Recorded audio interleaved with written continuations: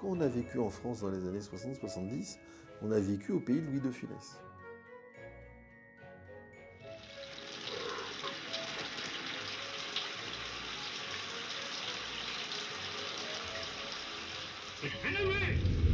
Tout le monde disait De Funès ne sera jamais une vedette.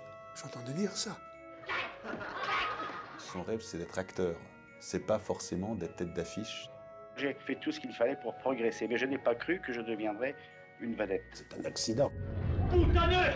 Être vedette, c'est un sacerdoce. Une fois qu'on l'a, il ne faut plus descendre. Ça a dû être pour lui toute sa vie une angoisse de ne plus être numéro 1. Écoutez, j'ai une conception personnelle de l'ouvrage. Ce n'est pas assez triomphal, ce n'est pas assez orgueilleux. De l'orgueil, bon sang. Bon sang. Enfin, c'est de la bouillie, tout ça. C'était pas mauvais, c'était très mauvais. Voilà, exactement. Alors reprenons.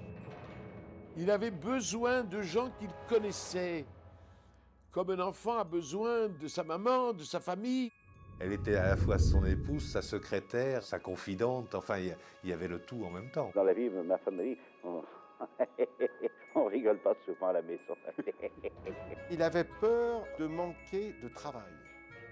Et ça, c'était la peur de ne pas pouvoir nous donner à sa famille. Là où il était tranquille, c'était dans son château, en Bretagne. Là, on ne l'embêtait pas. Quand on vit dans des univers un peu déboussolants comme le cinéma ou un truc comme ça, il faut avoir cette espèce de noyau fermé.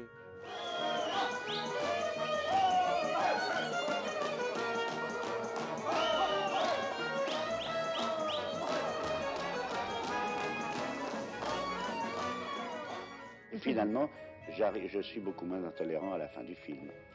Et ça m'a fait beaucoup de bien à moi parce que, je ne veux pas me confesser, mais enfin, j'avais des bonnes petites idées aussi anti. Il doit m'en rester encore. Mais ça m'a, comme je dis à Gérard Horry, ça m'a décrassé l'âme. Les comiques, c'est souvent comme ça. Dans la vie, bizarrement, ils ont peu d'humour, alors que sur un plateau, ça devient un délire total.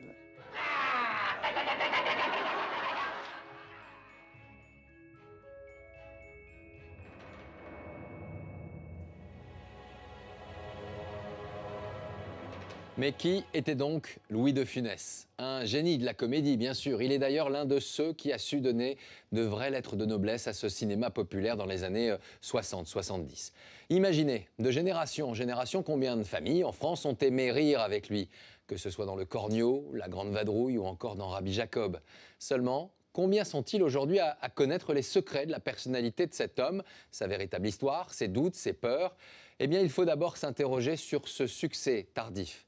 Devenir star à 50 ans vous rend particulièrement fragile, car il y a eu les hauts, les bas, les insomnies, le clan, la famille, et puis ces 18 années de succès et cette carrière posthume qu'il n'avait jamais osé imaginer.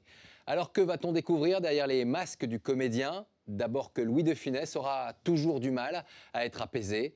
C'est peut-être justement l'accumulation de toutes ces années d'inquiétude et d'angoisse qui explique cette journée du 21 mars 1975. Nous venons de l'apprendre, Louis de Funès a été victime aujourd'hui d'une légère crise cardiaque, mais on indique dans les milieux proches de l'acteur que son état est sans aucune gravité. C'est à 19 h ce 21 mars 1975 que la nouvelle tombe. Louis de Funès, victime d'un infarctus à l'âge de 60 ans, a été pris en charge par les secours. À l'hôpital, ils ont trouvé que quand même l'infarctus avait été assez sévère. Après 10 jours d'observation à l'hôpital Necker à Paris, l'état de santé du comédien s'est amélioré et son épouse est maintenant rassurée. Jeanne de Funès est près de lui et lui dit « Moi, je vais déjeuner, je reviens tout à l'heure. » Et de Funès lui dit « Ah, j'aimerais bien que tu restes, je me sens pas bien. » Quelques minutes plus tard, Louis de Funès subit une nouvelle crise cardiaque.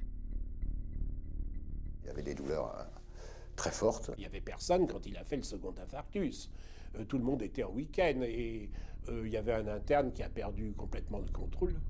Jeanne de Funès prend alors les choses en main et réussit à faire venir le cardiologue. C'est sa femme qui l'a sauvé. Le comédien est sorti d'affaire, mais ces deux attaques rapprochées ne resteront pas sans conséquences. Les médecins lui disent « faut arrêter votre métier, maintenant c'est repos, c'est le calme, on vous prend en charge et puis vous allez vous reposer maintenant. » C'était ça ou la mort. Il fallait se soigner. La douleur est grande pour un comédien qui a mis du temps à connaître la gloire, le haut de l'affiche. Car au départ, dans les années 50, Louis de Funès est un célèbre inconnu qui court le cachet. Il était un peu connu, mais comme un acteur de second rôle, même de troisième rôle. C'est ça, de Funès au début. C'est le galérien de la pellicule. Il a multiplié pendant des années et des années des toutes petites bricoles. C'était pour ramener effectivement de l'argent à ce moment-là, à la maison. Il n'y croyait plus, il était ivre de fatigue, il n'y croyait pas. Et Jeanne lui disait, si, tu as de la présence. À 42 ans, Louis de Funès vit dans un modeste appartement parisien avec ses fils, Patrick et Olivier, et leur mère, Jeanne, qui continue de croire en lui. Jeanne, lui, on y va, on bouffe de la vache enragée, mais on y va. Ma mère le soutenait énormément parce qu'il était assez inquiet, angoissé, fragile. Alors elle a dit, maintenant l'impresario c'est moi. Et en ce début d'année 1956, le téléphone sonne chez les de Funès. À l'autre bout du fil, le réalisateur Claude Autant-Lara a une proposition à lui faire. Intuitivement, il a compris que là, il tenait quelque chose entre les mains. Ça a été une chance, mais je ne pense pas qu'il l'ait calculé. De toute manière, n'importe quel rôle, il essayait de le jouer au mieux. Mais pour ce film, la pression est grande. Louis de Funès va être confronté à un monstre sacré, Jean Gabin, et à une étoile montante, André Bourvil. Le film a déjà un titre, La traversée de Paris. Louis de Funès doit y incarner Jean Bier, un épicier qui fait du marché noir en pleine guerre. Il a travaillé chez lui, il y a pensé. Il a la trouille au ventre de donner la réplique à Gabin. Il ne fallait pas se louper. Alors, pour ne pas se louper, le comédien répète chez lui en s'inspirant des attitudes d'une femme qui l'a marqué, sa propre mère, Léonore de Funès. Oui, on le sait, plus un franc, plus un sou. C'était une Espagnole, très colorée, très pittoresque, avec une grande personnalité. Et alors avec l'accent espagnol en plus, on serait cru déjà dans un film. Elle avait perdu une pomme de terre, ça y est, elle lui disait, c'est été tué. Rien du tout, vous m'entendez? Rien du tout. Il a hérité de sa mère cette folie-là, quoi. C'est-à-dire de tout jouer. C'est-à-dire quand elle avait une contrariété, elle aurait joué la comédie. Et c'était du de Funès tout craché, quoi.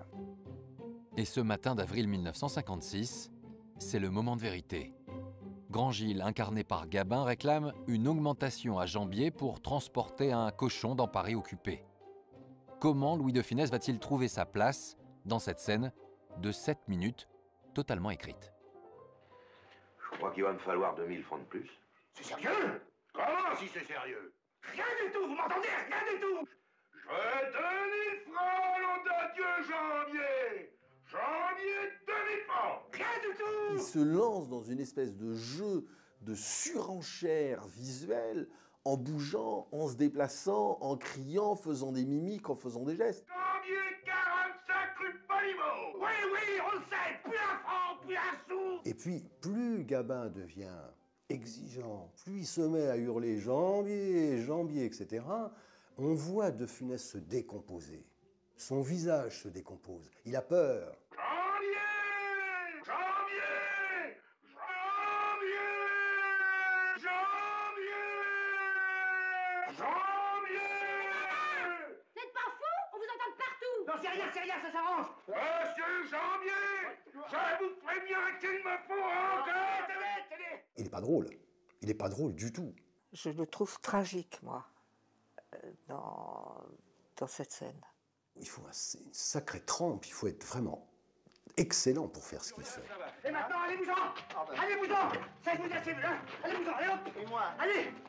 Allez-vous-en! Et moi? Allez-vous-en! Et moi? Moi et vous? Ben, on avait dit 450. Bon, j'en ai déjà donné 5000! La caisse est fermée! Allez hop! Démerdez-vous! Louis de Funès a relevé le défi, en se hissant à la hauteur du talent de ses partenaires. À 40 ans passés, le comédien se sent enfin reconnu. D'ailleurs, son nom apparaît, certes, en petit, en bas sur l'affiche, mais il est bien là. Le public le voit, la critique le remarque, les réalisateurs le remarquent, et évidemment les producteurs. Mais c'est au moment où sa carrière démarre vraiment que Louis de Funès va connaître un drame personnel. Le 25 octobre 1957, le comédien perd celle qu'il a inspirée, sans le savoir, sa mère.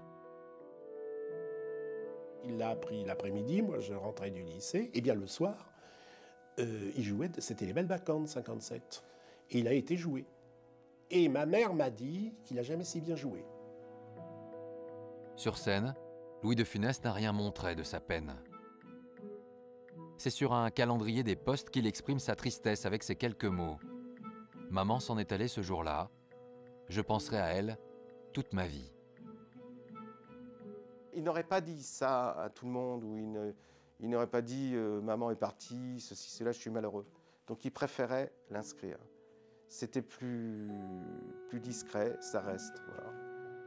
Et c'est au cours d'une interview, bien plus tard, que le comédien reviendra sur l'influence de sa mère. C'était un personnage très truculent, très drôle, très amusant. Et malgré moi, comme j'étais gosse, je la voyais tout le temps, j'ai enregistré tout ça, et c'est inépuisable. Je puise toujours dans l'histoire de ma mère, moi, tout le temps. Le succès de la traversée de Paris a sorti Louis de Funès de l'anonymat. Cette fois, même écrit en tout petit sur l'affiche, son nom résonne, et pour les producteurs, il est synonyme de talent.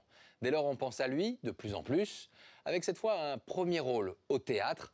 Seulement, cette proposition fait débat au sein du couple de Funès. Alors que vont-ils choisir? Oui ou non? Voici la réponse. Nous sommes en 1960, à la veille de Noël. Et le climat est tendu chez les de Funès.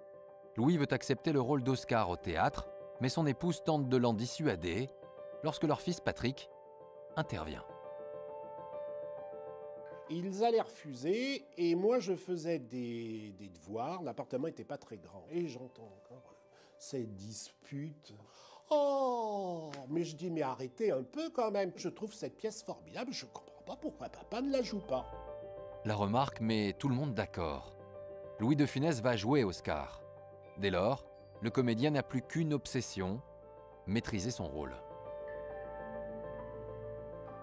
J'ai connu mon père en pyjama. Sa vision, la première, quand vous me dites je le vois dans ma tête, je le vois chez moi en pyjama. Il était concentré exactement comme un concertiste, si vous voulez, concentré toute la journée sur son concert. Lui, c'était pareil, il n'arrêtait pas de penser à son rôle. Le soir de la première, le 29 janvier 1961, le théâtre de la Porte Saint-Martin affiche complet. Dans sa loge, en compagnie de Jeanne, Louis a le trac. Arrivera-t-il à enfiler les habits d'Oscar? Ils n'emmenaient pas large le jour de la première, parce que tout se jouait. C'est-à-dire que si ça ratait, c'était pas non seulement un four, mais sa carrière qui était foutue à jamais. C'est comme ça. Hein. Donc ils étaient dans un état. Louis de Funès entre en scène. Tiens même. Qui m'appelle? C'est moi. Qui ça, moi? Ton mari. Ah, Bertrand! Oui, c'est ça. Oh, ben voilà, j'arrive! La salle réagit, mais sur scène, c'est la réaction de sa femme qui préoccupe le comédien.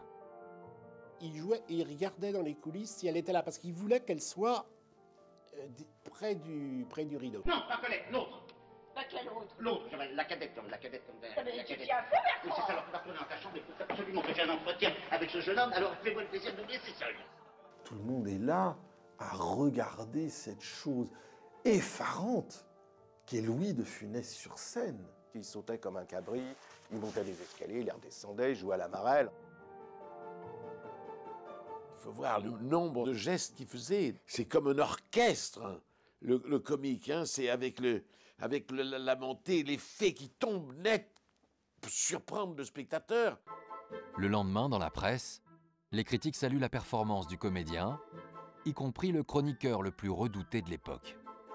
Jean-Jacques Gaultier, dans le Figaro, lui a fait une critique, mais dithyrambique, en commençant par « Vous connaissez Oscar, mais vous ne connaissez pas de Funès ». Il cligne des yeux, abaisse un sourcil, en hisse un autre, jusqu'à la racine des cheveux. Et toute la critique est comme ça. Et ça se termine par « faut y aller, allez-y, allez-y, n'hésitez pas une seconde. Les réservations ne suffisent pas, là, on prolonge, on prolonge. » Ça a été un triomphe. Et le triomphe incite Louis de Funès à tester de nouveaux effets chaque soir. Mais tu tiens feu, Bertrand! C'est ça, alors tu vas retourner dans ta chambre, il faut absolument que j'ai un entretien. Il inventait des choses, tout avec son nez, des trucs extraordinaires. Un jour, il joue sur scène, il y a une espèce de moucheron, il fait un geste, on ne sait pas pourquoi, le public rit. Tiens, il se dit, le lendemain, il refait le geste. Et ça devient une espèce de sketch.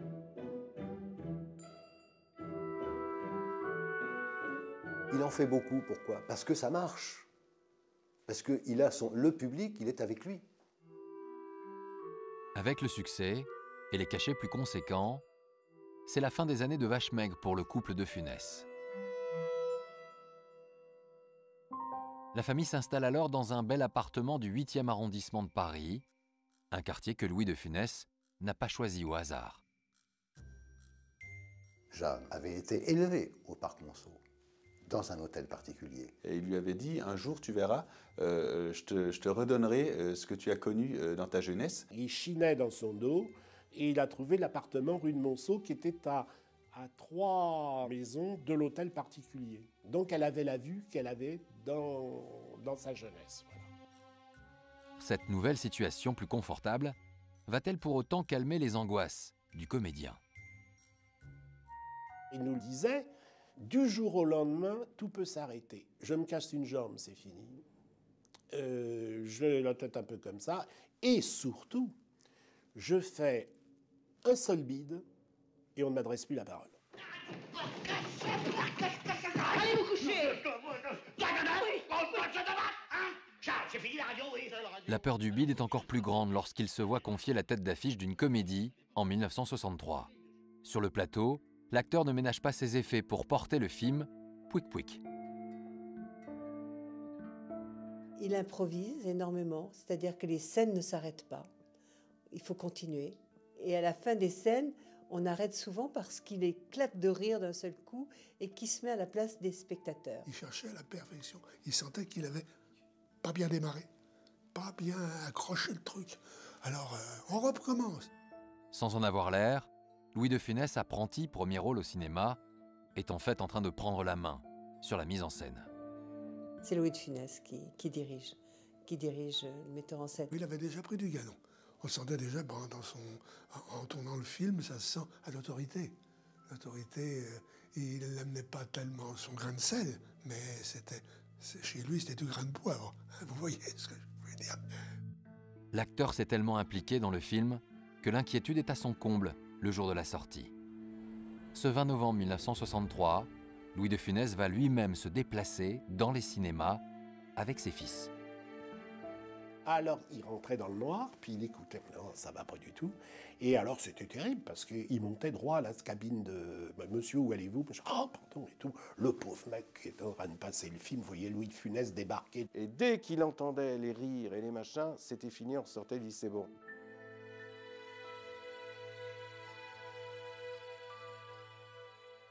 Un an plus tard, Louis de Funès se retrouve à nouveau dans une salle obscure, mais cette fois c'est pour y découvrir les premières images du Cornio, le film qu'il tourne à Rome avec Bourvil, sous la direction de Gérard Houry.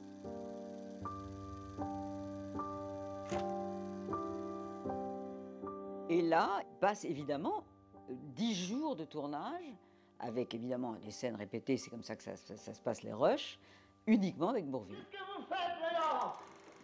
Mais arrêtez, qu'est-ce que vous faites? Ah, mais arrêtez! Fermez, vous m'entendez? Louis était blanc.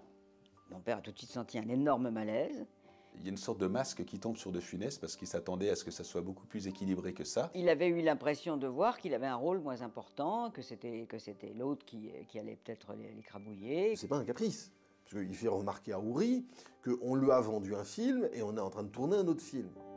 Pour dissiper ce malaise, Gérard Houry évoque l'accident qu'a subi la voiture du personnage de Louis de Funès dans le film. Une nuit, le fils du premier assistant, ou de je ne sais plus qui dans l'équipe, a pris la bagnole, 18 ans, est parti dans les rues de Rome et paf, il est entré dans un arbre. Donc la voiture, évidemment, partie immédiatement en réflexion, 15 jours. Drame. Et donc le plan de travail a été complètement changé et on a tout tourné, toutes les scènes où il y avait Bourvil. Mais cette explication ne suffit pas à calmer Louis de Funès et son épouse, qui repartent quelque peu mécontents à leur hôtel.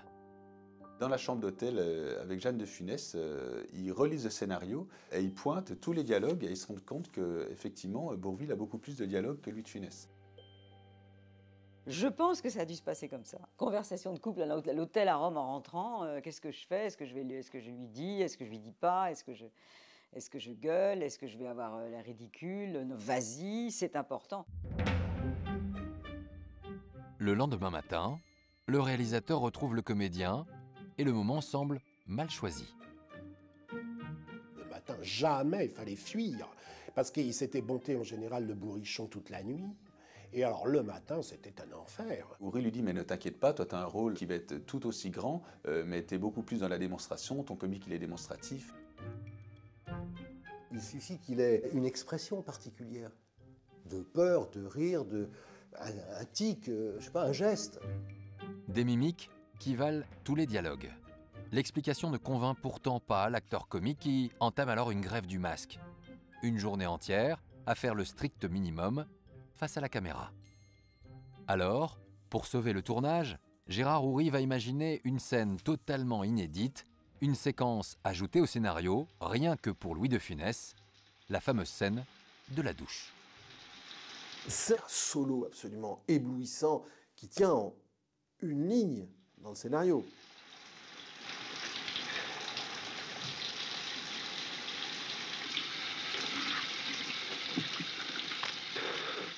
Quand Ourry dit « action », il ne sait pas ce que va faire de Funès.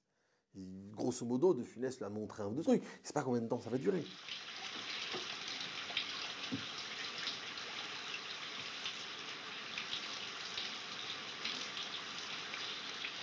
Il a, sans faire la moindre grimace, une manière de regarder, d'être effaré, d'être atterré, d'être stupéfait, qu'il l'exprime quelquefois avec beaucoup de sobriété, mais c'est d'une efficacité incroyable.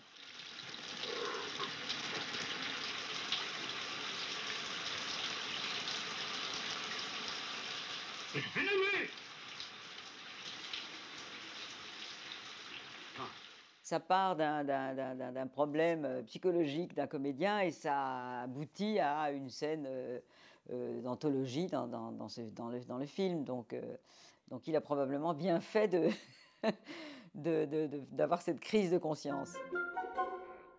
L'incident est donc clos. L'ambiance est plus détendue sur le plateau, où les deux partenaires se prêtent ensemble alors au jeu de l'interview. Je me présente, de Funès. Le Bourvil. Ça va, oui? Ça va. Vous avez pensé à ce que vous allez faire dans ce film, hein? Oui. Oui. Moi, j'ai quelques bons trucs. Je crois que... Hein, tu veux dire? Je dis que j'ai quelques bons trucs. Ah oui. Dans ce numéro d'acteur improvisé par Bourvil, Louis de Funès semble cependant avoir du mal à trouver sa place.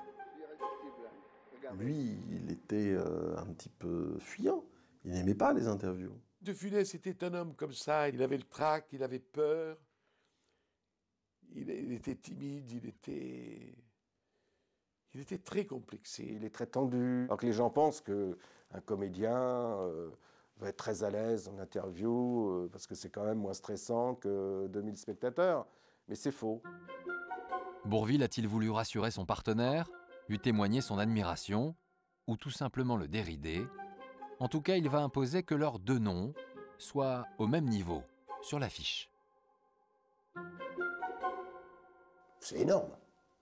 C'est énorme pour De Funès, être en haut de l'affiche. Je ne dirais pas que c'est la consécration, mais c'est là que les emmerdements commencent. C'est-à-dire que j'ai une sacrée responsabilité. Un film, il tient sur mes épaules. Ça a dû être pour lui, toute sa vie, une angoisse de ne plus être numéro 1. Le Cornio rassemblera plus de 11 millions de spectateurs. Il aura donc fallu 20 ans à Louis de Funès pour devenir une star, une vedette. Mylène de Mongeau, vous êtes sa partenaire au cinéma, notamment dans Fantomas. C'est facile de rentrer dans son groupe? Il faut dire qu'au départ, c'est un homme extrêmement réservé, timide. Mais avec vous, le courant va passer. Oui, très bien, parce que je l'admirais tellement. Et vous savez, c'est rare quand on est sur un plateau. et qu'on travaille avec quelqu'un qu'on admire intensément. J'ai fait quand même à peu près 60 films et j'ai pas eu beaucoup de rencontres comme ça où j'ai su rester stupéfiée. Et c'est même une des rares personnes où je restais sur le plateau quand ça n'était pas pour à le regarder moi, jouer, pour le regarder évoluer, pour le regarder travailler. Alors, C'était fascinant. La complicité, elle va même créer... vous allez lui donner un surnom, effectivement. Oui, je l'ai appelé Fufu. Ça plaisait pas trop à sa femme au départ? Pas du tout. Ah non, Pourquoi? pas du tout. Mais au début, elle n'a rien dit, parce Ouais. qu'au début, il n'était pas aussi célèbre qu'après. Mais après, au fur et à mesure de son accession à la gloire, Ouais. il est devenu Louis de Funès. Et après, il fallait que ce soit Monsieur de Funès. Elle était très attentive à ça. Bah oui. Hein. Un regard, une exigence sur Bah tout oui. ça, effectivement. Elle voulait que ses beaux yeux bleus soient éclairés. Moi, je dis, mais que t'en as à foutre d'éclairer tes beaux yeux bleus. T'es un comique. T'as pas besoin de nous faire suer. Est-ce qu'on voit bien mes yeux bleus? Mais non, mais il y avait des coquetteries comme ça, de stars. En 64, il va tourner Les Gendarmes à Saint-Tropez, Fantomas, Le Cornio. À chaque fois, c'est un énorme succès. Et pourtant, il y a toujours chez lui une forme d'angoisse. Vous l'expliquez comment, finalement, ce... Ah, très très simplement, je pense que tous les grands comiques sont des gens terriblement angoissés parce que le drame chez eux, c'est de se dire sans arrêt « et si je ne faisais pas rire ?» Donc il y a une angoisse permanente qui est ancrée en eux et au fur et à mesure du succès, bon bien sûr, cette angoisse s'atténue un peu avec le succès, mais n'en devient que de plus en plus forte parce qu'à chaque fois on se dit « il va falloir encore que je me dépasse, il va falloir que j'aille plus loin ».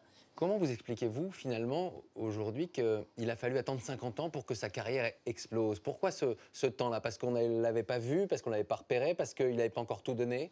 Parce qu'il n'était pas beau, c'était pas un jeune premier, Voilà. il n'avait pas un physique dont on peut se souvenir en disant « ah là là, je vais lui demander des autographes ». Et il fallait qu'il construise un personnage. Et petit à petit, il a dégagé un personnage, il a construit un personnage, il a poussé ce personnage. Et il l'a poussé avec une énergie incroyable. Et à mon avis, je pense que c'est ça qui a foutu sa santé en l'air. Parce qu'il donnait tellement. Quand je revois Oscar et que je vois le numéro qu'il fait et que je me dis, mais il a fait ça tous les soirs. Tous les soirs, chaque représentation. 2 fois le samedi, 1 fois le dimanche. Et sans arrêt, sans arrêt. Il y a de quoi se crever le cœur. Il s'est quand même bien crevé. Hein. Je voudrais qu'on revienne sur une petite anecdote. Louis de Funès, vous le disiez tout à l'heure, c'est pas... On va dire que c'était pas un playboy, c'était pas un premier rôle. Et le succès aidant, apparemment, de temps en temps, les femmes commençaient à regarder la star de Funès. Oui, il a commencé à avoir beaucoup de succès avec les nanas. Et on avait des jolies petites nanas de 18, 20, 22 ans qui venaient sur le plateau. Et à propos de ça, je me souviens, on était à Rome. Donc le Fantomas à Rome, c'est le deuxième. Et là, il était en soutane, parce qu'il y avait toute une séquence en soutane. Il y avait 3 petites nanas. 3 petites nanas qui viennent le voir et qui font des... Et donc, je regarde, il dit, bah, tu vois, Fufu, maintenant, ça y est, tu peux y aller, tu as du succès avec les filles. Hein, je dis, enfin, je peux pas. Je suis catholique, je suis pratiquant, je vais à la messe tous les dimanches, je ne trompe pas ma femme. Mais que ça me fait chier, mon Dieu. Et alors, de rage, ce jour-là, il s'est assis par terre, dans la rue, sur le bitume. Il a frotté son derrière comme ça. Ça me fait chier. Vous regardez de temps en temps encore Fantomas? Donc, quand il y a du monde à la maison et qu'ils me le mettent, je passe et je me dis, ah bah oui, elle était mignonne. Je me dis, oh là, on a bien rigolé le jour où on a fait cette scène. Des trucs comme ça. Mais non, moi, ce que j'adore... Rabbi Jacob. Ouais.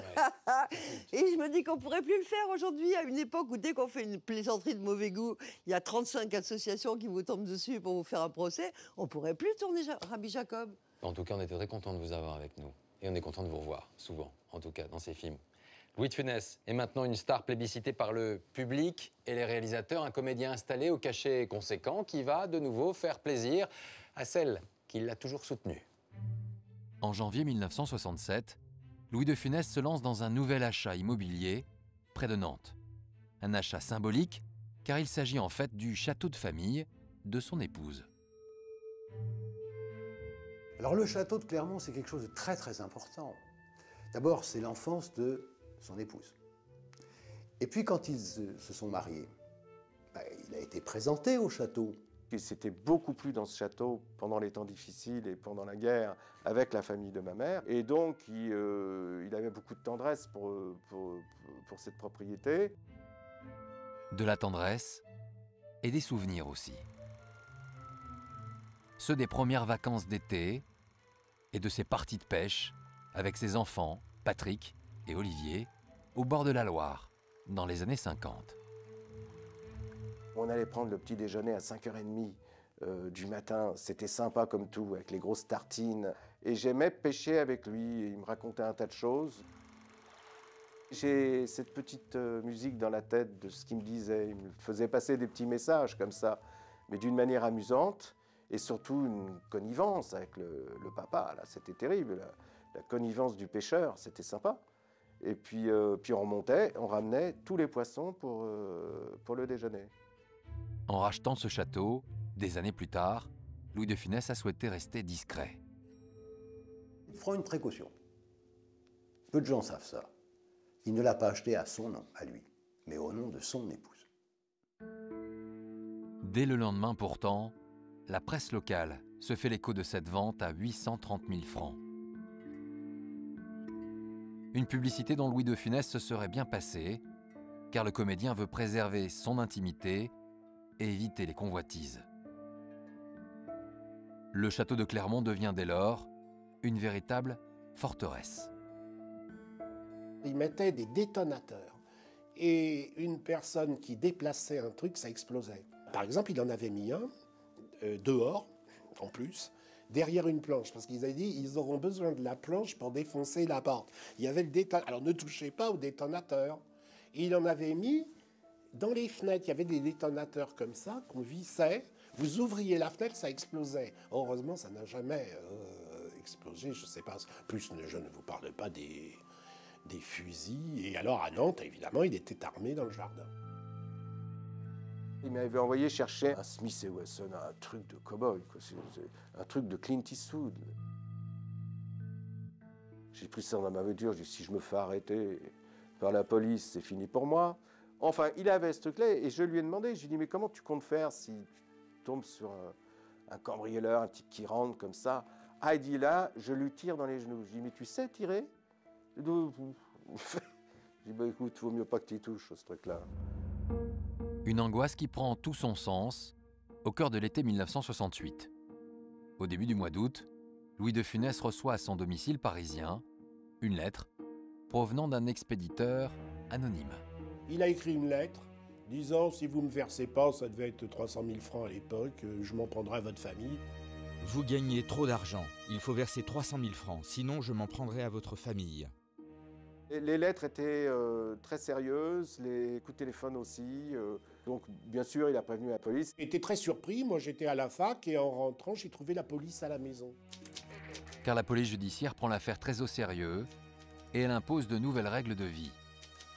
On était un peu suivis par quelques inspecteurs pour qu'il nous arrive rien. Ils ont commencé à suivre qu'on ne sorte pas tout seul. Et enfin, on n'avait plus le droit quand même d'aller dans le parking. Les enlèvements, ça y allait, hein.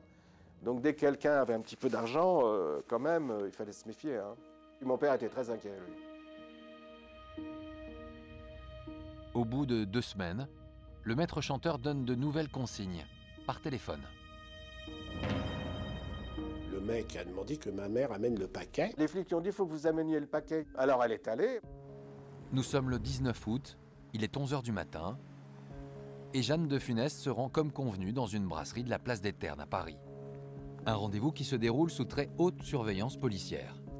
Ils ont quadrillé la place des Ternes, ils ont mis un camion avec des gens, ils ont mis des flics dans le camion. Moi, je m'étais planqué, ils ne savaient pas, les flics, ils n'étaient pas forts. Hein. Ils ne m'ont pas vu. J'étais arrivé 2 heures avant dans le bistrot. Moi, j'ai dit, je veux voir ça quand même, parce que s'il arrive quelque chose à ma mère ou je ne sais pas quoi. Ma mère dépose. Alors, les types, là, et un mec arrive, demande le paquet. La police l'arrête.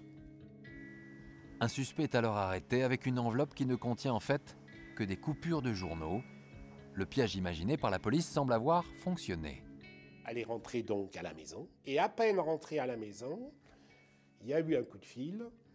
Et il lui a dit, le mec, sympathique, votre petit comité d'accueil. Parce qu'évidemment, ils ont intercepté le type qu'il ne fallait pas. La police n'a en fait intercepté qu'un intermédiaire. Mais quelques jours plus tard, l'auteur des menaces se rend. Jacques Robert est condamné à 2 ans de prison et à sa sortie, il va provoquer Louis de Funès dans la cour de son château avec une demande particulière. Pour nous emprunter de l'argent. Pour emprunter à mon père parce que ça y est, il était dans le droit chemin. Et il avait besoin d'un petit peu de fonds pour débuter. L'acteur ne cède pas au chantage et chasse le maître chanteur de ses terres. Il n'aura plus jamais affaire à lui. Dans cette histoire, Louis de Funès a fait preuve d'autorité, comme il en a maintenant pris l'habitude, sur les plateaux de cinéma. Passons aux choses sérieuses, dans mon bureau. Je ne veux pas discuter plus longtemps sur la façon dont vous vous êtes enrichi. Merde alors, qu'est-ce qu'il y a? Je suis au 100 mm, Louis. Ah, je sais pas, je vais monter sur ses épaules. Non, vous êtes trop écarté, Louis. C'est pas possible. Mon rôle était un peu ingrat parce qu'il fallait un peu suivre les inventions de Funès alors que je ne les connaissais pas. Voilà, donc j'avais envie d'adopter ma propre vision du film. Oscar 248, 3e. Sur le tournage de l'adaptation d'Oscar, un rapport de force s'établit entre le comédien et le jeune réalisateur. Je ne sais pour quelle raison vous viendriez à changer d'avis. Moi, j'étais trop naïf et trop jeune, et lui était enfermé dans son inquiétude, voilà, qui se traduisait par une hostilité qui était finalement vivable. C'était pas drôle pour moi d'aller tourner ça, mais en fait, on arrivait quand même à faire le boulot. Ça plus tard, il faut d'abord que je parle à ma fille, voilà. La tension est d'autant plus grande que Jeanne de Funès veille toujours sur l'image de son mari. Elle venait tous les soirs en projection voir les rushs et elle disait « Regarde Louis, on ne voit pas tes beaux yeux bleus, tu n'es pas assez bien éclairé, etc. » Et d'autres détails du même genre. Donc, Jeanne passe pour une emmerdeuse qui demande que son mari ait les yeux bleus. Elle y tient beaucoup, elle a même fait renvoyer 1 ou 2 chefs opérateurs. Elle surveillait tout ce que faisait Louis, elle était là en permanence, ce qui n'est pas très agréable pour un metteur en scène. Et ce qui n'est pas très agréable non plus, c'est l'ambiance qui se dégrade sur le plateau. Louis de Funès se montre de plus en plus agacé par un détail. Moi, j'avais le tort de ne pas rire. Comme de Funès avait l'habitude que tous ces effets portent extraordinairement au théâtre, quand il a vu que ça ne riait pas, ça l'a déstabilisé complètement. Mais c'est ça le problème du comique. Il lui faut un public. Alors il a dit, c'est pas possible, je veux tu ris. Et Molinaro a dit, mais écoute, je ris, mais je ne suis pas un acteur qui s'exprime en riant. Comme ça, je ris beaucoup intérieurement. Je suis fabriqué comme ça, même quand je m'amuse énormément.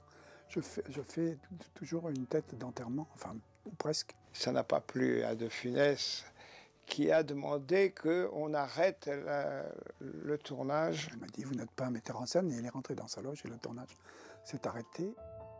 Le tournage est donc suspendu. Louis de Funès, furieux, exige que le producteur en personne vienne régler ce conflit. Il habitait loin, il n'était pas là. Il y avait 2 équipes qui attendaient, il y avait un monde fou.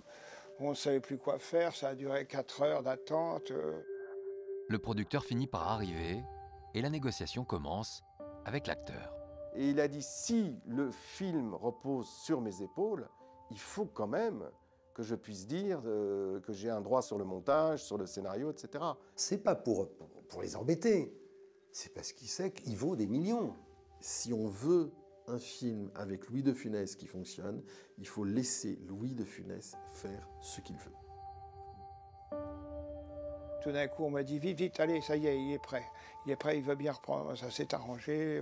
Alors j'ai dit, bon, on est arrivé, on a repris la scène où elle était restée. Et pour reprendre la scène, Louis de Funès a posé une condition. Il a demandé aux techniciens d'aller chercher d'autres techniciens sur les lieux de tournage à côté, de ramener tout le monde. Et puis il jouait ses scènes et quand il entendait les techniciens rire, il savait qu'il avait raison. Hein? Monsieur Barnier ne vous a pas dit que j'étais venu lui demander la main de votre fille? Colette? Non, non, l'autre. L'autre? L'autre, la cadette. La cadette. La cadette. Vous êtes comme ça, la cadette. Tu deviens un fou, Bertrand. Après le réalisateur, Louis de Funès s'en prend maintenant à son partenaire, Claude Rich, en le comparant sans cesse à celui qui tenait son rôle au théâtre, le comédien Guy Bertil. Après 4 heures d'attente, savoir que Guy Bertil, l'acteur d'avant, le jouait différemment, m'a énervé. Alors j'avais ma coupe de champagne, il y avait le bord du bar, et j'ai fait simplement... Et le verre s'est coupé comme ça. Et j'ai vu dans ses yeux de la terreur, alors j'ai approché vicieusement mon verre de sa figure et j'ai dit, qu'est-ce qu'il disait Guy Bertil, comment le disait-il? Il y a eu un temps, un silence terrible. Molinari a fait, Claude, calme-toi. Je suis très calme, j'ai dit, alors on recommence.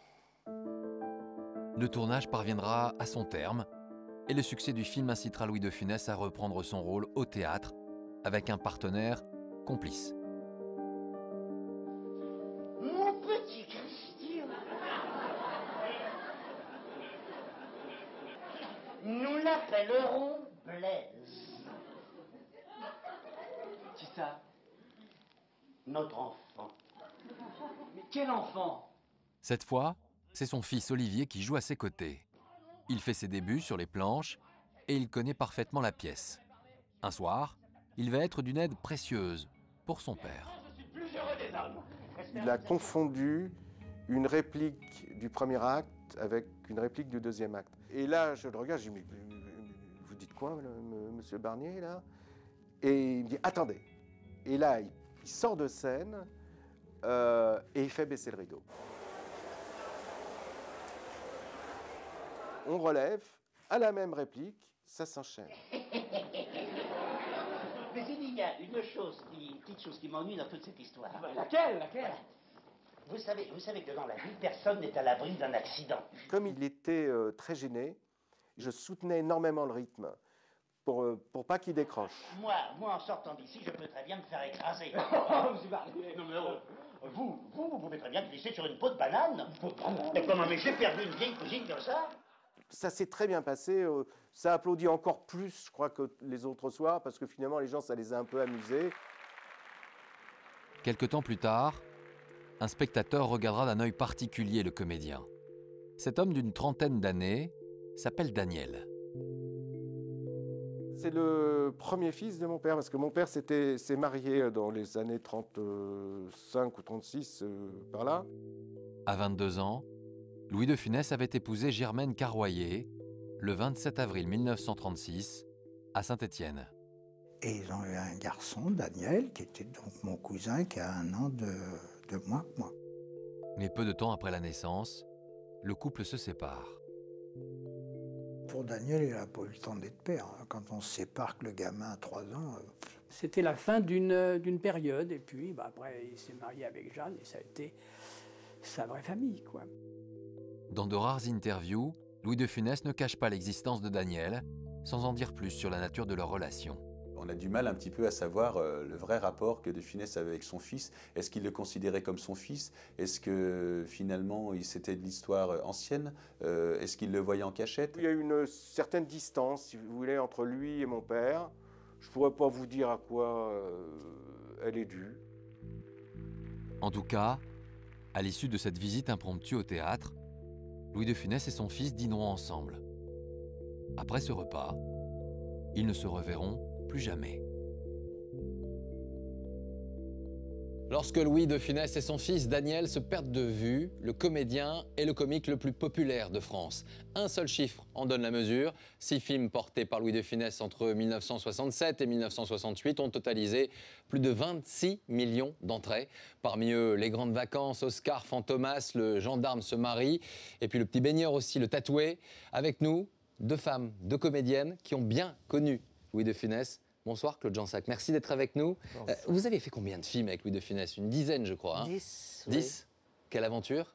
C'est non seulement une belle aventure, mais en plus, j'ai appris beaucoup. Parce que je n'avais jamais joué de rôles drôles. J'ai toujours joué des rôles tragiques, des rôles très dramatiques. quand j'ai tourné avec Louis, je lui ai demandé, j'ai dit, mais qu'est-ce qu'il faut que je fasse? Il m'a dit, tu me suis. Tu me suis. Il disait souvent ça. France Rumilly, vous êtes avec nous également. Alors, vous étiez sœur Clotilde de Saint-Vincent-de-Paul, c'est ça, dans Les Gendarmes. C'était une aventure aussi, toujours avec lui, ces films, c'était très structuré, très organisé?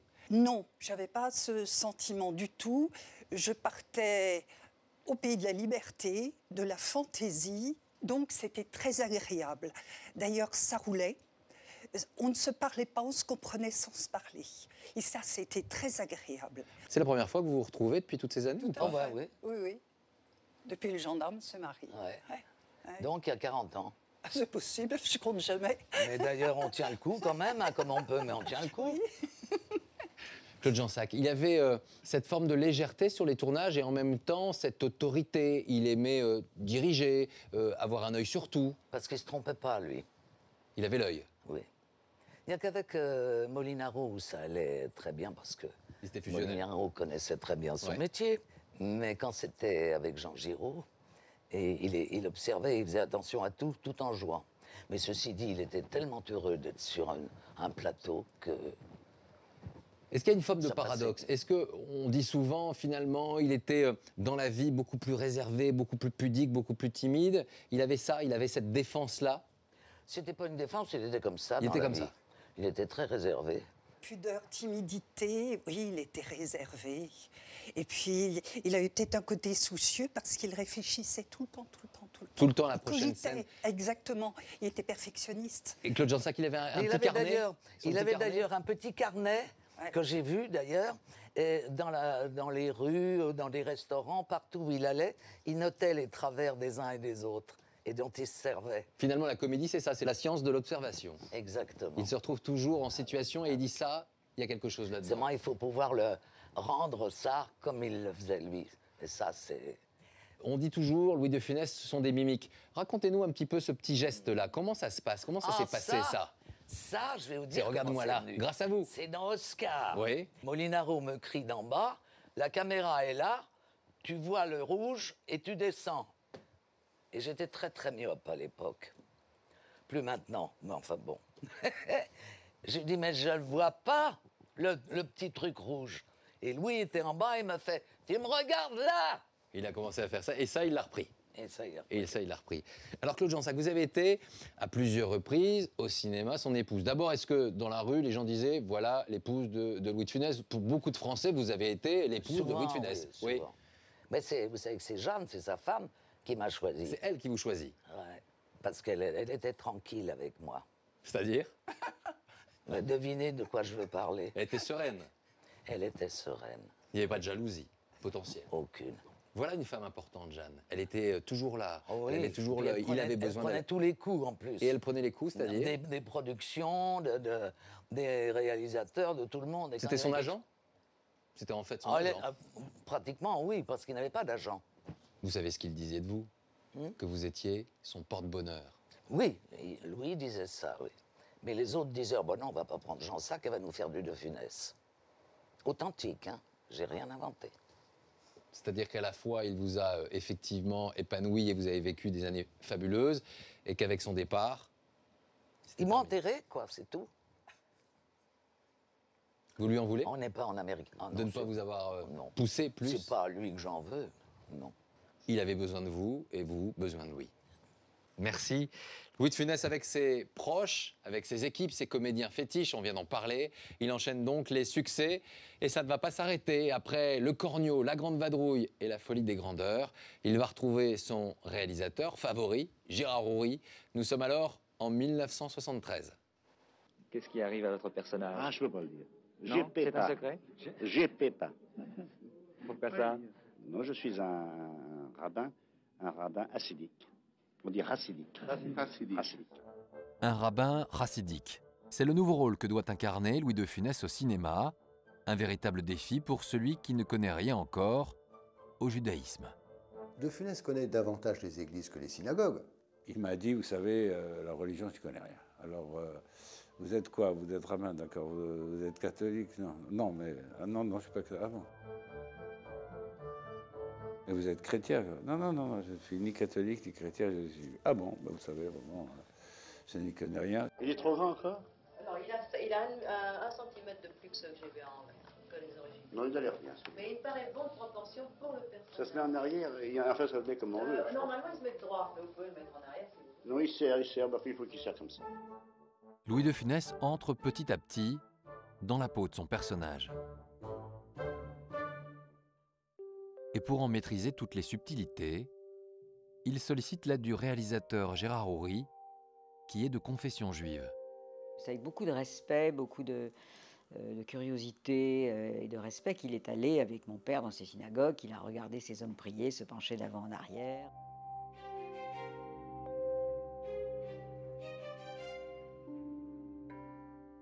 Je vous mime un peu ce que faisait De Funès. Il est là, il me dit, voilà, alors moi, je m'installe à la synagogue, on me met une kippa sur la tête, etc. Et puis, j'ai le voisin qui me regarde comme ça fixement. Bon, je regarde ailleurs, etc. Je regarde une deuxième fois, il est tout le temps en train de me fixer. À la fin, il se tourne vers moi et il me dit, dites-moi, je ne vous ai pas déjà vu, vous, quelque part? Et je lui dis, je ne sais pas. Vous êtes déjà venu dans cette synagogue? Et De Funès dit, non, je ne suis jamais venu dans cette synagogue. Il dit, ah bon? Ah ben, ça devait être dans une autre synagogue. Et ça l'a usé énormément. Cela n'empêche pas le comédien d'être préoccupé par une scène essentielle du film qu'il reste à tourner. Pour ne pas la rater, il répète 2 heures par jour, pendant 2 semaines, avec un chorégraphe. J'ai eu d'autres élèves particuliers. C'est peut-être le meilleur, parce qu'il en voulait. C'est-à-dire qu'il ne se fatiguait pas, c'est-à-dire que c'est moi qui, de temps en temps, lui proposais de s'arrêter. Tant qu'il sentait qu'il pouvait, et tant que je sentais, c'est-à-dire qu'il travaillait, il était très doué. Au fil des répétitions, Louis de Funès va même, comme à son habitude, apporter sa touche personnelle. Toutes les histoires de doigts. C'est-à-dire qu'à un moment donné, il se met à faire ça, alors que je faisais ça, quelque chose de beaucoup plus simple. Et quand il me l'a fait en répète, j'ai trouvé ça super. J'ai dit, on garde, on garde, on garde. Tout va se passer ici, dans une rue des Rosiers reconstituée au nord de Paris. C'est le jour J pour la scène. Avant le lancement du moteur, Louis de Funès a une dernière requête.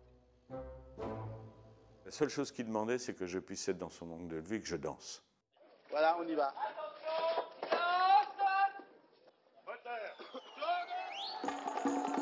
Pour justifier la place du chorégraphe, le réalisateur Gérard Houry va alors tester une idée de dernière minute.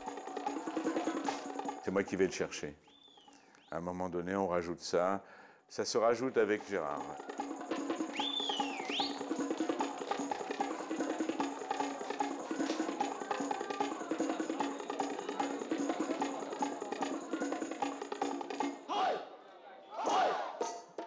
Mais il me regarde peu.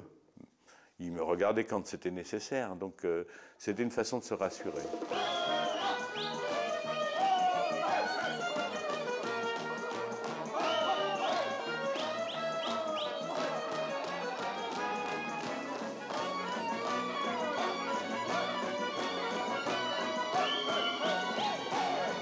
Personne n'aurait pu faire comme lui a fait. Ça, c'est très fort. Ce truc, c'est très, très fort.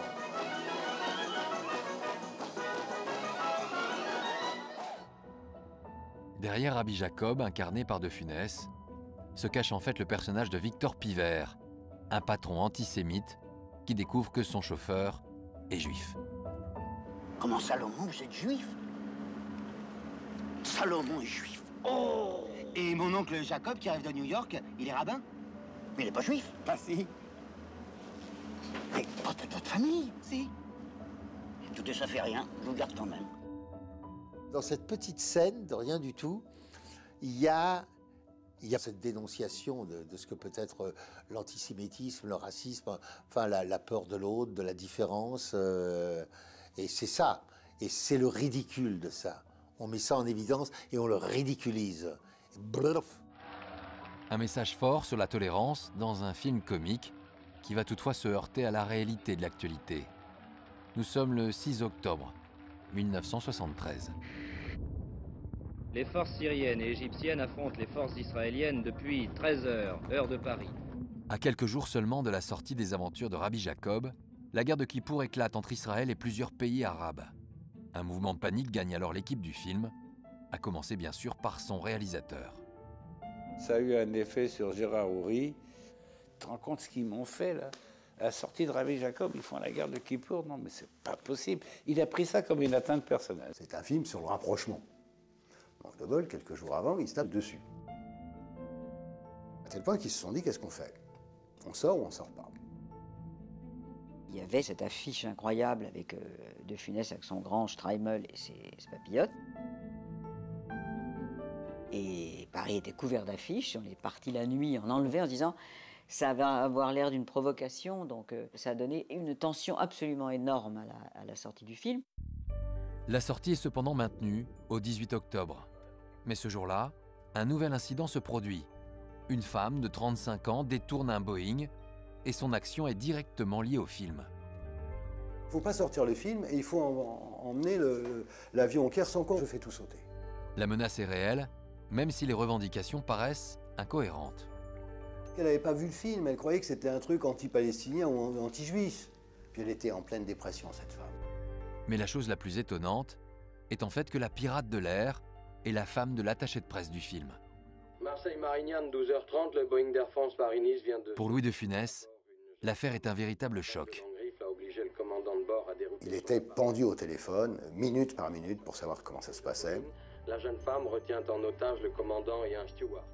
Quand il a su le dénouement tragique, il était effondré, quoi, vraiment effondré. Il s'est même à un moment cru responsable. Atteinte de 2 balles à la tête et à la poitrine, la jeune femme va mourir dans cette ambulance. Quelques heures plus tard, le réalisateur du film, Gérard Houry, décide de réagir. Évidemment, c'est une tragédie qui me fait beaucoup de peine. Si elle avait su quel film c'était, ce que la presse souligne aujourd'hui, c'est un film qui fait appel à la fraternité, précisément la fraternité entre les hommes. Et donc, c'est une chose qui bouleverse un petit peu les spectateurs et qui a été applaudie plusieurs fois dans les cinémas aujourd'hui. Car dès sa sortie, le public adhère massivement au message et à l'humour de Rabbi Jacob. Un message qui touche aussi l'acteur principal, comme il le confie dans une interview. Il est anti-tout, anti-juif, anti-arabe, il est anti-noir, il y a tout, il est anti-tout. Il parle contre tous les Belges, je ne peux pas les voir, personne. Les Belges, n'importe quoi. Il m'a dit une fois, je pense que quand les gens ont vu ce film, il y aura peut-être moins d'antisémites. Donc il trouvait ça très bien, quoi. Il dit là, au moins, on se dit, voilà, on va y aller, là, on va montrer qu'on n'est pas raciste du tout, quoi. Et finalement, je suis beaucoup moins intolérant à la fin du film. Et ça m'a fait beaucoup de bien à moi, parce que, je ne veux pas me confesser, mais enfin, j'avais des bonnes petites idées aussi anti... il doit m'en rester encore. Mais ça m'a, comme je dis à Gérard Houry, ça m'a décrassé l'âme. Il est en train de dire, oui, moi aussi, il m'arrivait d'être un peu comme ça, vous voyez. Il dit pas le mot, mais oui, c'est de ça qu'il parle. Il y avait des bruits qui couraient qu'il était vieille France comme ça, un peu par rapport au judaïsme.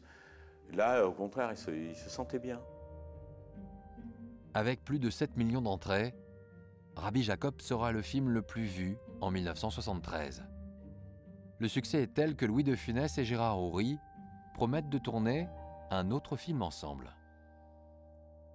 Une promesse tenue, l'accord entre les deux hommes est même signé en mai 1974. Louis de Funès et Gérard Houry se donnent rendez-vous dans 1 an pour le tournage du Crocodile, c'est le titre du film. Mais celui-ci ne verra finalement jamais le jour. Louis de Funès est fatigué par le rythme de ces dernières années et il est victime d'un double infarctus. Nous sommes alors au printemps 1975. Après 2 mois d'hospitalisation, Louis de Funès part se reposer dans son château. Et la consigne de ses médecins est stricte. Il doit stopper sa carrière de comédien. Il s'en est très très bien sorti. Et ensuite, bon, il a vécu un petit peu au ralenti. Il a senti qu'il fallait se calmer et puis s'occuper de son jardin et de son potager. Il adore ses rosiers et travailler dans sa roseraie, mais son plaisir, c'est d'être sur un plateau de cinéma. Personne n'imagine donc faire tourner un acteur que l'on dit fragilisé. Il n'y a plus un producteur, il n'y a plus un metteur en scène, il n'y a plus un scénariste qui l'appelle. Pour eux, il est foutu. Parce qu'est-ce qu'il va finir le film? Est-ce qu'il va le finir? Est-ce qu'il ne va pas vous claquer entre les mains? Il a cru à un moment qu'il ne pourrait plus jamais jouer, et ça l'a un petit peu désespéré.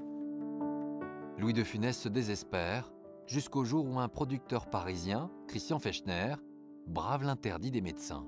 Christian l'appelle et lui dit « Louis, on avait un film de prévu, est-ce que vous voulez toujours le faire ?» Alors de Funès lui dit « Mais je sais pas, mais je sais pas. » Christian lui dit « Écoutez, si vous avez envie de tourner, on le fait, on prend toutes les sécurités. » Louis de Funès, lui, n'hésite pas, mais un problème subsiste.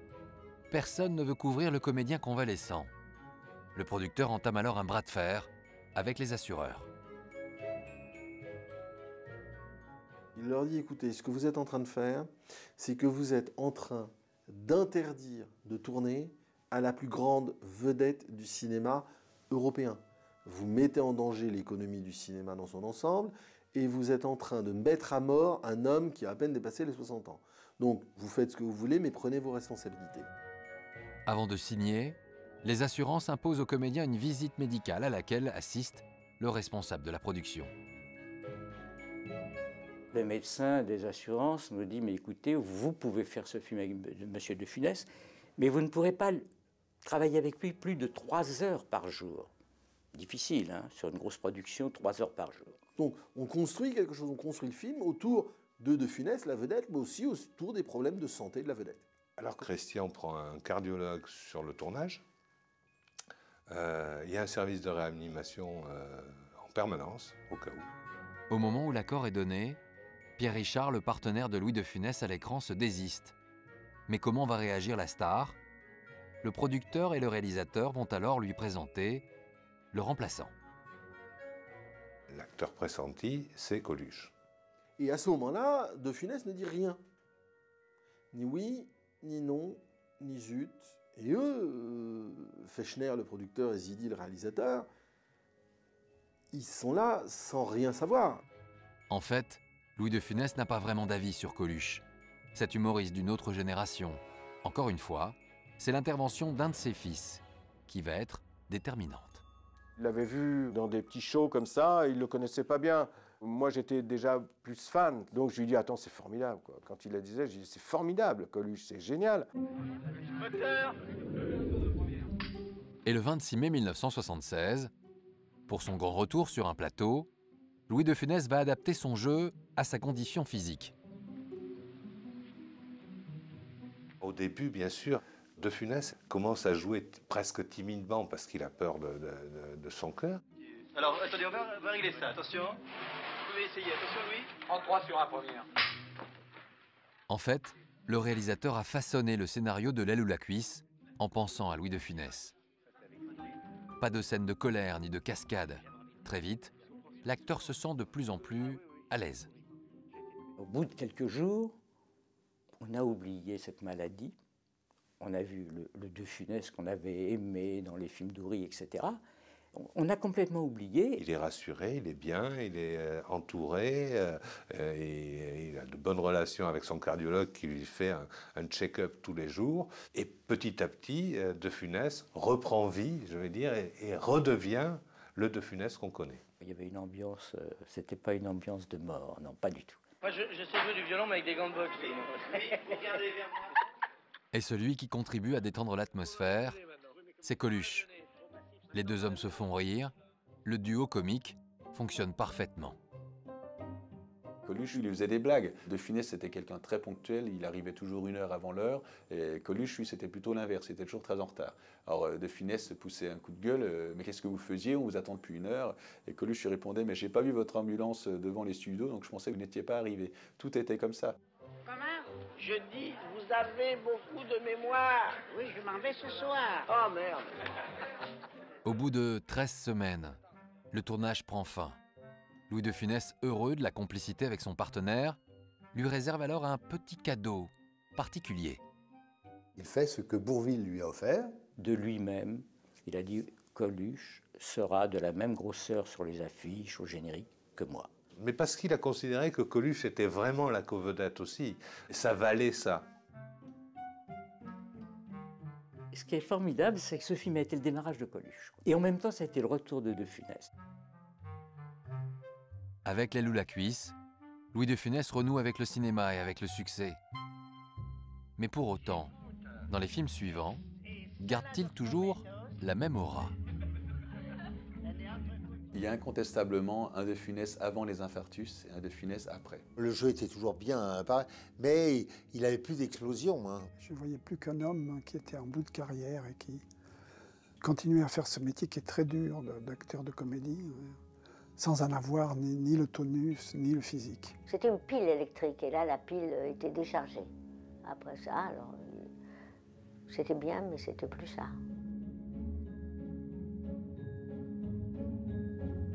Avec L'aile ou la cuisse et ses 6 millions de spectateurs, Louis de Funès est rassuré. Il a retrouvé sa popularité après 3 ans d'absence. Mais a-t-il pour autant la même envie d'enchaîner les films? En réalité, le comédien va se faire plus rare à l'écran. Il apparaît même plus détaché de son métier. Il va, en quelque sorte, cultiver son jardin. Tenez, voilà, ça c'est les pieds. Ça, ce sont des pieds de tomates. Et j'espère qu'on en mangera au mois de juin. Vous les faites pousser en serre, alors? Mais c'est une serre qui n'est pas chauffée. Je n'ai pas de serre chauffée du tout. C'est là simplement la chaleur d'ici. Désormais, Louis de Funès s'est éloigné des plateaux de cinéma. Ce sont des pommes de terre. Il se consacre à une passion moins angoissante, le jardinage. Ses fleurs, son potager, c'était toute sa vie, ça. Toute sa vie. En tout cas, pour moi qui suis un nerveux, ça m'amène tout ça déjà. Ça me l'amène. Dans le jardin, je suis comme ça. Et sitôt que je retourne au studio, je suis immédiatement comme ça. Mais enfin, ça m'amène du calme. Il a plus de 100 ans, oui. Il a dû être planté en 1860. Ça, je le vois. Il ne revenait jamais les mains vides de son potager ou du jardin. Il ramenait toujours à ma mère ou un petit bouquet de fleurs très élégamment fait, ou une petite tomate qu'il avait trouvée, etc. Et ce jour-là, l'homme qui n'a jamais aimé se livrer dans les interviews prend ses distances avec son métier. Si le destin en avait décidé autrement, vous auriez aimé être horticulteur? Si c'était à refaire, je ferais ça, oui. Parce que le cinéma, le théâtre, c'est très charmant, j'aime beaucoup, mais c'est très aléatoire. Quand on vit dans des univers un peu déboussolants, comme le cinéma ou un truc comme ça, il faut avoir cette espèce de noyau fermé et protecteur dans lequel il faut aller s'enfermer, oui.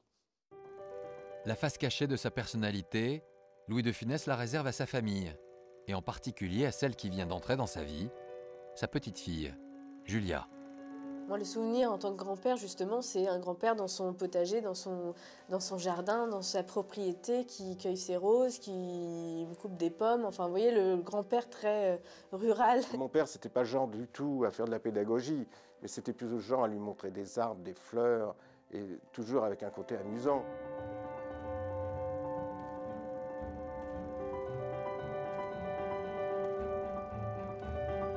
Julia, c'est effectivement le rayon de soleil de sa vie, et c'est peut-être la fille qu'il aurait aimé avoir. Il m'élevait quand même un petit peu, sans être si contraignant que des parents et si rigoureux, mais c'était pas la petite fille gâtée il m'offrait pas tout ce que je voulais ou me faisait pas faire tout ce que je voulais. C'était des grands-parents assez simples et assez stricts finalement. La preuve du lien entre Julia et son grand-père, ce sont ces moments de complicité que Louis de Funès enregistre sur cassette. Il me racontait des histoires qu'il inventait toujours, sur des petits gags, quoi, vraiment comme dans les films. L'accident. Oh, madame, vous avez eu du bobo pendant l'accident? Ah, vous savez pas conduire. Oh, je vais appeler les pompiers, moi. Il partait dans des délires et puis il en rajoutait. Et puis moi, évidemment, je m'esclaffais. Elle chante très bien, madame Merle. Ah oui, je chante très bien. Attends. À la nuit tombée, Louis de Funès regagne sa chambre, où il a pris l'habitude d'écouter la radio. Chaque soir, il se laisse bercer en fait par une voix connue. Au bonheur du jour, bonsoir. Macha Béranger avec vous jusqu'à 3h du matin. Il est presque tombé un peu amoureux de cette voix qui l'envoûtait la nuit. Il partageait sa vie avec sa femme qui était à ses côtés. Et la nuit, il la partageait aussi avec Macha Béranger. Et au printemps 1981, la voix va devenir un visage. À l'occasion d'une réception à la Maison de la Radio, Louis de Funès rencontre l'animatrice de ces nuits. Le courant passe et Macha Béranger l'invite alors dans son émission. Elle lui propose, il dit oui. Il a envie de dire des choses, c'est un moment de sa vie où il a envie de dire des choses, c'est à la radio, c'est intime. Et 3 semaines plus tard, Macha Béranger accueille son invité et fidèle auditeur. Louis de Funès, moi je ressens votre présence à mes côtés ce soir comme un immense cadeau. Parce que je sais que vous avez une certaine horreur du micro. Oui, j'ai peur. Malgré la peur, Louis de Funès va se livrer pour la première fois en parlant de son rôle de père. Moi, j'ai été avec Patrick, très sévère, trop sévère, je m'en aperçois maintenant. Maintenant, on s'entend très bien, mais il y a eu une période où on s'entendait pas. Et avec Olivier, je le fus moins. Peut-être pas assez. Jamais personne n'est allé le voir là-dessus. Il s'est trouvé avec cette femme. Elle a su lui poser les bonnes questions. Il s'est senti en sécurité. Il se livre parce qu'il est en confiance. Il a confiance en elle. Avoir une interlocutrice comme vous, ça, c'est très charmant. Il me fait rire, évidemment. Louis de Funès, vous êtes merveilleux. Il se passe quelque chose dans cette interview. Il se passe quelque chose parce qu'il y a cette voix, cette manière extraordinaire d'interroger. En tout cas, pour quelqu'un qui me disait « je ne suis pas bavard ». Parce que c'est vous. Oui, mais vous savez que vous êtes merveilleux, on vous écouterait 3h30. Moi, je me régale. Cette complicité née dans ce studio augure en fait d'une relation plus intime entre Louis de Funès et Macha Béranger. Il va arriver à Louis de Funès, qui arrive souvent aux intervieweurs et aux interviewés. Il va éprouver une amitié débordante pour Macha. Un jour, Macha m'a simplement dit qu'elle l'avait beaucoup aimé et que c'était un homme extraordinaire. Voilà. Je vais vous dire au revoir, je vais vous dire surtout encore un très très grand merci. Moi, j'étais ravi. Alors à bientôt, Louis de Funès. Après 18 années de succès ininterrompu au cinéma, Louis de Funès semble enfin plus apaisé, libéré en quelque sorte des angoisses liées à son statut de star. Et en ce début des années 80, son équilibre de vie, il le retrouve dans le regard d'une petite fille qu'il voit grandir. Cette petite fille, c'est bien sûr Julia.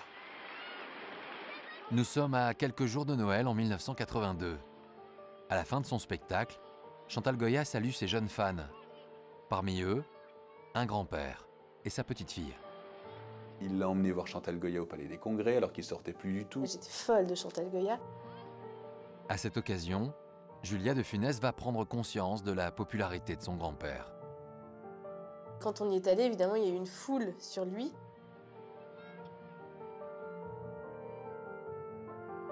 J'avais 3-4 ans, donc ça m'a foutu la frousse. Je me suis dit, mais c'est pas possible, qu'est-ce qui se passe, qu'est-ce qu'il arrive à mon grand-père? Alors que moi, je n'en avais absolument rien à faire de Louis, je ne cherchais que Chantal Goya. Et finalement, la star du spectacle, c'était plus mon grand-père. Faire plaisir à sa petite-fille, c'est désormais ce qui anime Louis de Funès. Quelques semaines plus tard, il organise pour elle un séjour au sport d'hiver. Un séjour qui n'est pas du goût de Patrick, son fils, devenu médecin. J'avais été totalement opposé la semaine d'avant à ce qu'il aille au sport d'hiver. J'avais dit que c'était insensé. Il y a de l'altitude, il faut une acclimatation. Vous changez complètement de système. C'est catastrophique pour l'organisme. Et si son fils appréhende ce voyage, c'est parce que son père présente des signes de fatigue depuis plusieurs semaines. Moi, j'y suis juste allé 2 jours. Et quand je suis reparti, il m'a fait au revoir comme ça. Et j'ai senti qu'il y avait quelque chose qui n'allait pas dans son regard. J'ai effectivement cette impression de dernier au revoir. Tout le monde a conscience que c'est le dernier moment. Et c'est assez étrange, mais il jouait pas là, cette fois-ci. Quelques jours plus tard, Louis de Funès est de retour dans son château. Nous sommes le 27 janvier 1983. Après avoir fait un petit tour dans son potager protégé de son passe-montagne, il remonte vers sa chambre. Fin d'après-midi, il commence à pas être très bien, à se sentir mal. Il dit à sa femme qu'il se sent pas bien. Le soir, il était très fatigué, il avait un peu froid, il s'est alité, il ne pouvait pas trop bouger, donc elle a fait venir une ambulance. Les secours évacuent Louis de Funès vers l'hôpital de Nantes. Le comédien est alors victime d'une nouvelle crise cardiaque.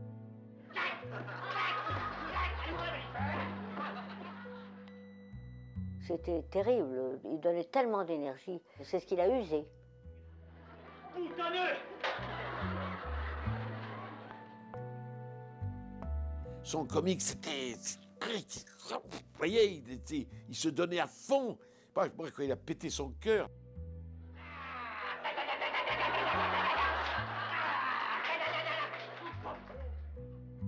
C'était sa raison de vivre le spectacle, ça se sent. Ça se sent, il vivait que pour ça. Je n'avais pas pensé, mais c'est moi, c'est évident, c'est vrai. Je suis phantômâtre, regardez, je suis phantômâtre. C'est une telle passion que, oui, ben on peut mourir d'aimer, on peut mourir d'une passion.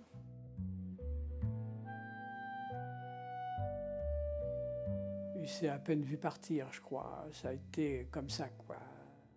Je dois malheureusement vous annoncer une bien triste nouvelle qui vient de me parvenir à l'instant. L'acteur Louis de Funès est mort ce soir au CHU de Nantes où il avait été transporté dans la soirée après avoir été victime d'un nouvel accident cardiaque.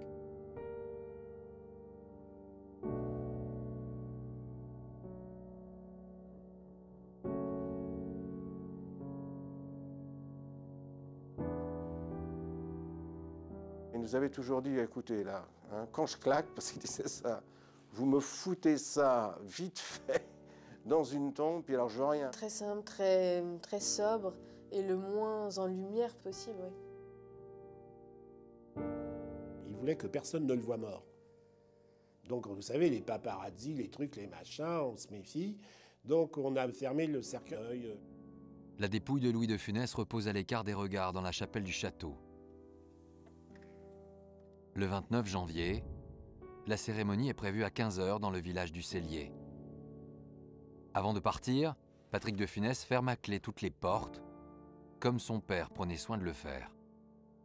On a fermé le château et on a mis les alarmes. Et au moment où le fourgon allait partir, toutes les alarmes ont sonné. C'est quand même formidable. Lui qui était obsédé par ces alarmes, c'était quand même un signe.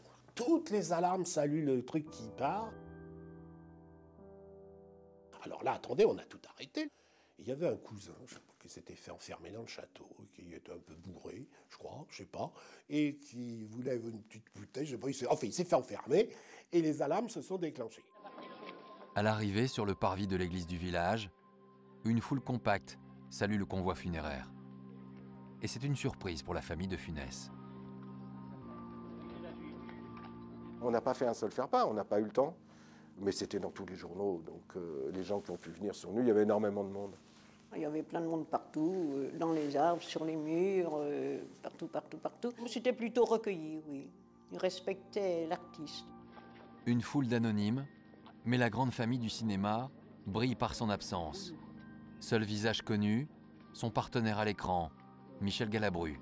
J'étais en tournée pas loin de l'endroit où il était mort, hélas, et je me suis débrouillé pour aller à l'enterrement. C'était intime, il ne voulait personne.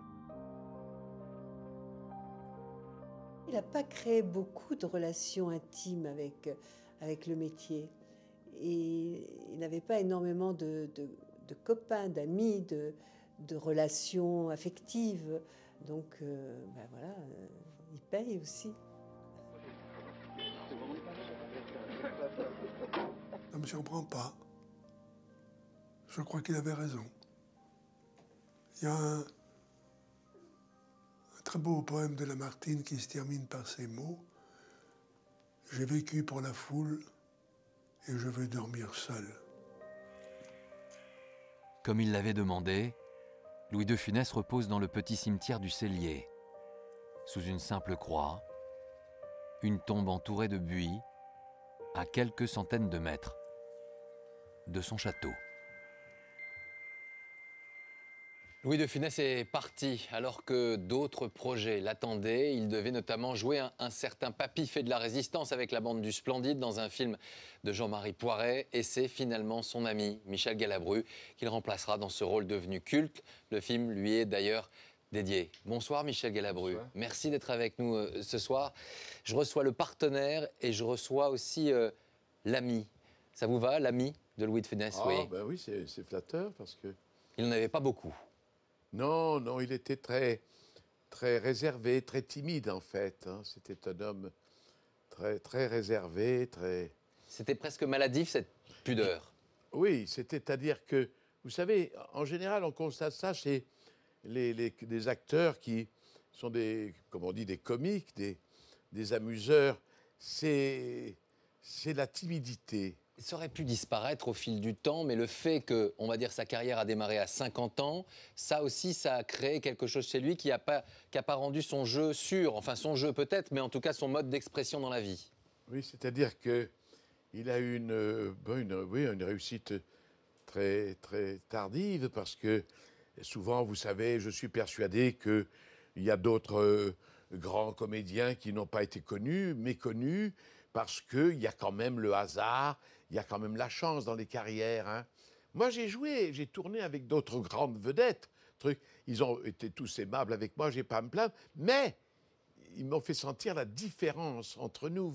Tandis que De Funès, à partir du moment où vous êtes un comédien, vous étiez un égal. Après, il y avait le fait qu'il rapportait de l'argent et que nous n'en rapportions pas. Ça, c'est autre chose. Mais sur le plateau, vous étiez son égal. Vous étiez un homme du bâtiment. Et il a eu un geste envers moi qui m'a beaucoup touché, parce que à un moment donné, il a exigé que je sois au-dessus du titre. Vous savez, c'est dans le cinéma, c'est un honneur. Comme Bourvil l'avait fait pour lui. Oui, ça, c'est formidable, parce que je ne lui ai rien demandé, bien entendu. Et un jour, il m'a mis au-dessus du titre. Et ça, c'est un geste qui est très rare, vous savez, parce qu'il n'avait pas besoin de moi. Vous savez, bon, c'était De Funès qu'on venait voir. Et il a voulu me rendre cet honneur, cet hommage, et j'en suis reconnaissant. On a l'impression qu'il avait effectivement cette vie dans les films, sur les plateaux, avec les comédiens, et puis il avait sa vie à côté. Quand il était dans sa vie à côté, ça le préoccupait, la notoriété, le rapport au public, le fait d'être aimé. Ça, c'est quelque chose qui, selon vous, chez lui, était une matrice forte? Ça touche tout le monde. Vous savez, la vanité chez l'homme, personne ne peut s'exclure de ce sentiment qui est bête, parce que tout ça est très relatif. Et furtif. Mais lui, il parodiait et devant nous, il nous faisait des espèces de trucs. Il dirait, mais ça ne me suffit pas à la France, il faut que je le monde. Mais il rigolait en disant ça. Bien sûr. Ah, je ne suis pas assez. Et puis, il avait fait venir d'Italie un perruquier qui lui gonflait le crâne. Vous savez, c'était une espèce de très bien fait. Oui, et ça gonflait un peu la solidité d'une grosse tête. Parce que son comique était basé sur l'homme qui est timide, qui est veule, quand il n'est rien, qui est mesquin, qui est roué. Et puis, l'orgueil, le type qui vous aplatit de sa fatuité. Et ça l'amusait énormément. Et une partie de son comique est basée là-dessus. Et il s'était fait construire donc cette perruque. Quand il était à un poste, il prêtait sur la poire et sa tête s'enflait. Et ça le faisait rire le premier. Il était très conscient de cette vanité que nous avons tous. Et ça le faisait rire. Il rigolait. C'était un homme charmant, hein, de toute façon. Hein. Il faisait attention aux critiques, ça le blessait, parce qu'effectivement, ça le blessait la critique du comique populaire, c'était toujours... Bien entendu, parce qu'il y avait du mépris. Il y avait du mépris chez les cinéphiles. Il en souffrait beaucoup, parce qu'on était traité de ringard, hein, à telle enseigne qu'il voulait... Un jour, il me dit qu'il voulait tourner avec Polanski. Il était naïf. Polanski, Louis, mais qu'est-ce que tu vas faire avec Polanski? Parce qu'il voulait faire partie des cahiers du cinéma. Il voulait faire partie de l'intelligentsia. Il ne comprenait pas. C'est comme ça que ça s'est... Vous vous souvenez de cette conversation que vous avez surpris à Saint-Tropez avec votre épouse, et puis tout d'un coup, vous entendez, il y a un projet de film avec De Funès, et puis... Il me faut des ringards, c'est-à-dire des gens que je ne paye pas. Vous savez, les producteurs de cinéma sont des industriels, il faut quand même que ça rapporte de l'argent. Et alors, ils mettent des acteurs qui rapportent, ce qu'on appelle l'acteur bankable, quoi. Oui. Et alors, lui, il était bankable. Ça a rapporté les gendarmes? Ouh! C'est pas fini, hein? C'est pas fini. Oh, c'est très curieux, cette épopée des gendarmes, parce que ce ne sont pas des chefs-d'œuvre, quand même, je vous prie de m'excuser. Non, on prend beaucoup de plaisir à les regarder. Ce sont des petits films. Ouais. Mais il faut croire qu'il y a quelque chose de mystérieux là-dedans, parce que dès qu'un enfant naît, à sa naissance, son père lui file une cassette des gendarmes. Exactement. On voit moi, j'ai des tout petits qui viennent là, ils me regardent comme si j'étais Dieu le Père. Hein. L'adjudant Gerbert reste effectivement. L'adjudant Gerbert oui. Reste Dieu le Père pour tout le monde. Mais il ne m'appelle pas Galabru, il m'appelle Gerbert. Il était un orfèvre dans l'humour, parce que le comique, ça se conçoit, on va dire, millimètre par millimètre. Il faut que ce soit extrêmement juste, il faut que ce soit travaillé. C'était ça, c'était un métronome, il fallait sentir. Ça le faisait rire d'abord. Il fallait que ça soit profondément humain. Ce qui fait rire, c'est la parodie de l'homme, de ce que nous sommes. On se reconnaît dans la parodie. C'est ça. Alors on reconnaît, on imite. On le voit dans Rabbi Jacob. Voilà. On voit ce qu'il est dans Rabbi Jacob. Il est tout ce qu'on ne voudrait pas être et qu'on est parfois. Voilà. Voilà. C'est un don qu'il avait. Il avait aussi une relation, on va dire, hors plateau avec vous. Il vous appelait de temps en temps. Il vous disait voilà où j'en suis, ça va pas. C'était quelqu'un qui se confiait ou pas? Et vous savez, il y a une chose de très, très émouvante parce que quelquefois il se sentait perdu. Il fallait qu'il tourne avec des gens qu'il connaissait. Moi, on a ce sentiment quand on rentre sur un plateau, personne ne vous connaît. Il y a une timidité. Et alors un matin, à 7h30 du matin, il me téléphone. Qu'est-ce qu'il y a, Louis? Ah, il faut que tu viennes. Il faut que tu viennes parce que moi, j'ai personne autour de moi. Hein. Mais je dis, Louis, je ne suis pas engagé, moi. Ah, tu n'es pas engagé, on va voir. On va voir si tu n'es pas engagé. Et puis, vous voyez, après, le metteur en scène m'a téléphoné. Et puis, il avait un jour à me filer dans 2 mois. Et encore, il n'était pas sûr. Il n'y avait pas de rôle pour moi, il n'y avait pas de rôle pour moi. Voilà. Comment vous expliquez que, finalement, à la fin de sa vie, lors de son enterrement, il n'y avait pas toute cette grande famille du cinéma, comme il y a parfois, vous le savez aussi bien que moi, qu'il y a des enterrements où des personnalités ou des comédiens se rendent alors qu'ils n'ont pas tellement, on va dire, d'affection pour la personne qu'ils enterrent. Et là, il n'y avait pas grand monde. Non, parce que il n'a pas joué le grand seigneur, il n'a pas joué l'homme exceptionnel. Il a voulu jouer le petit, il a voulu jouer le petit qui, quand il est un peu puissant, devient odieux. C'est ça son comique, c'est ça. Mais regardez, qui aurait dit que nous serions là, combien de 30 années, 40 années après sa mort, en train de parler de lui. Et à regarder ses films. Et à regarder ses films. Par millions. Il était traité de ringard. Vous l'aimiez? Il vous aimait? Oui, j'aimais. Vous savez, quand il est mort, ça m'a fait beaucoup de peine. J'ai appris ça, j'étais en tournée. J'étais pas loin de son château, là, près de Nantes, et on apprend ça comme une claque. Et je me souviens, évidemment, ce que ça m'a fait. Et je suis allé à son enterrement. Il y avait marqué que c'était en toute discrétion, alors je ne voulais pas me montrer. Et puis, j'étais dans la foule, là, et c'est un homme de la police qui m'a pris et qui m'a amené dans l'église, là. Et j'ai vu Madame de Funès, qui avait l'air quand même content que je sois là. Elle m'a fait un espèce de petit salut. Et en passant, avec l'enterrement, nous sommes passés. Il a été enterré provisoirement au petit cimetière de... comment ça s'appelait? Je ne me rappelle jamais le nom. Le Cellier. Voilà. Et nous sommes passés, j'avais jamais vu son château, nous sommes passés devant la grande allée qui menait au château. J'ai jeté un coup d'œil, voilà. Et ça a été terrible, comme toutes les disparitions. C'est là que le bon Dieu n'est vraiment pas gentil, parce que s'il nous fait naître, pourquoi est-ce qu'il nous tue à la fin, hein? Il faudra lui demander un jour quand même. Hein. Il y avait un peu de tout dans ce château. Il y avait ce château qui était effectivement là, présent, assez impressionnant. Puis il y avait ce jardin qu'il aimait cultiver. Il y avait un peu tout Louis de Funès. Un passionné. Il mettait son petit chapeau de paille. Moi, je ne l'ai pas connu, là. Ben, le voilà. Ouais. Voilà. Oh, mais... Vous savez qu'il était naïf. Vous savez qu'il avait enterré de l'argent au pied d'un arbre et qu'il n'a jamais retrouvé l'arbre. Il fallait aller le chercher. Parce qu'il y avait cette peur de l'argent aussi, effectivement. Oui, comme il avait manqué, il fallait effectivement... Et vous savez, relativement aux gens du show business, je sais pas comment on dit. Oui, du show business, mais bon. Oui, et qui ont gagné beaucoup d'argent, lui, il n'en a pas gagné tellement parce que ses derniers cachets, on lui prenait 75% à l'époque, d'ailleurs. C'est pas nouveau. Donc, 75% de son cachet, c'était pas mal.